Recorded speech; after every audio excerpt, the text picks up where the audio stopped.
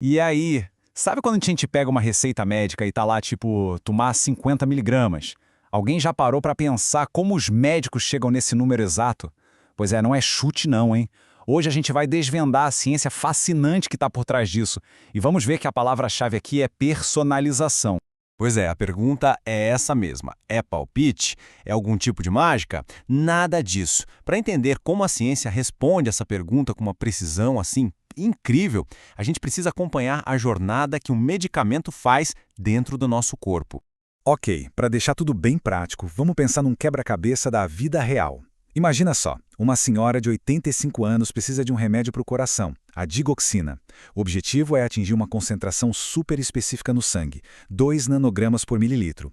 E aí, como é que se acha a dose perfeita para ela? Aquela dose cachinhos dourados, sabe? Nem forte demais, nem fraca demais. Então, para resolver esse dilema da dosagem, a gente precisa entender que essa relação é uma via de mão dupla. É sobre o que o nosso corpo faz com o remédio e o que o remédio faz com o nosso corpo. São, literalmente, os dois lados de uma mesma moeda farmacológica. E esses dois lados têm nome, claro. De um a gente tem a farmacocinética, ou PK, para facilitar. Pensa nela como a jornada do remédio, como o corpo absorve, distribui e depois elimina. Do outro lado, a farmacodinâmica, ou PD. Essa é a parte do efeito, o que o remédio de fato faz no corpo. Para acertar a dose não tem jeito, tem que entender as duas coisas. Então, bora fazer isso. Vamos vestir nosso chapéu de detetive e seguir a trilha desse medicamento. A nossa investigação começa, obviamente, no exato momento em que ele entra no organismo. A primeira etapa dessa jornada é fundamental, a entrada. Como o remédio entra no sistema e chega até o seu destino.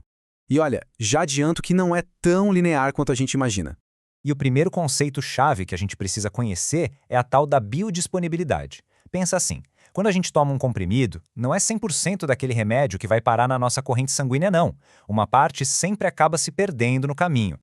E um dos grandes culpados por essa perda tem um nome bem interessante, efeito de primeira passagem. Funciona assim. Depois de engolir o comprimido e ele ser absorvido, ele não vai direto para o corpo todo. Não. Primeiro ele faz uma paradinha obrigatória no fígado. E o fígado age como um segurança de balada, sabe? Ele já barra uma parte do remédio ali na porta, metabolizando um pedaço antes mesmo de começar a agir. Beleza, o remédio passou pelo segurança, entrou na corrente sanguínea, e agora, para onde ele vai? É aí que entra o conceito de volume de distribuição.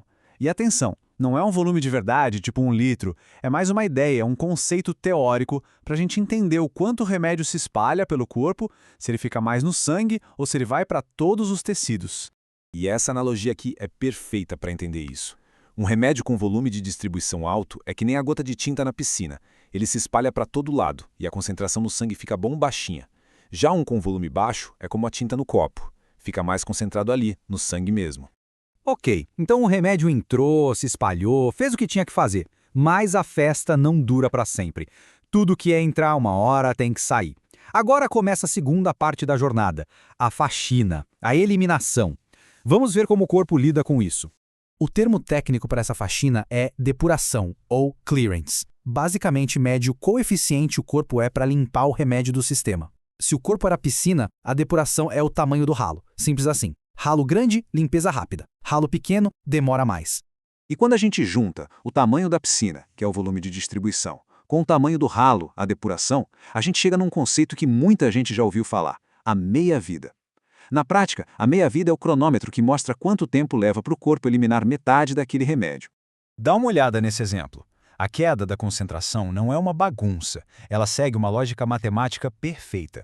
Passou uma meia-vida, a concentração cai para metade. Passou mais uma, cai para metade da metade, e assim por diante. Essa previsibilidade é ouro para a medicina, porque é com base nela que se define de quanto em quanto tempo tem que tomar a próxima dose. Então, o ponto central é esse, a meia-vida dita o ritmo do tratamento. Remédio com meia-vida curta provavelmente vai ter que ser tomado mais vezes ao dia. Meia-vida longa, talvez uma vez só já resolva. O objetivo é sempre o mesmo, manter o nível do remédio ali, estável, na zona de efeito. Beleza, agora que a gente já tem todas as peças do quebra-cabeça, biodisponibilidade, volume, depuração, meia-vida, está na hora de montar a estratégia. Como usar tudo isso para atingir a concentração ideal do remédio sem errar? Basicamente, existem duas táticas principais. A primeira é a dose de ataque. A ideia aqui é literalmente encher a piscina de uma vez com uma dose maior no começo, para chegar logo no nível que faz efeito. Isso depende do quê? Do tamanho da piscina, ou seja, o volume de distribuição. Depois vem a dose de manutenção. O objetivo aqui é compensar o ralo, ou seja, dar doses menores e regulares só para repor o que o corpo está eliminando. E isso, claro, depende da depuração. No fim das contas, o grande objetivo é manter a concentração do remédio dentro do que a gente chama de janela terapêutica. É um corredor. Se a dose for muito baixa, o remédio não funciona. Se for muito alta, pode se tornar tóxico. A ciência da dosagem é a arte de andar na linha, dentro dessa faixa segura e eficaz. E tudo isso que a gente conversou nos leva a uma conclusão inevitável. Se cada piscina é de um tamanho e cada ralo funciona de um jeito, a dosagem simplesmente não pode ser a mesma para todo mundo. E essa frase aqui resume tudo. A tal dose padrão é calculada para uma pessoa média. O problema? Quase ninguém é perfeitamente médio. A dose padrão é só o começo da conversa. A verdadeira medicina acontece na personalização.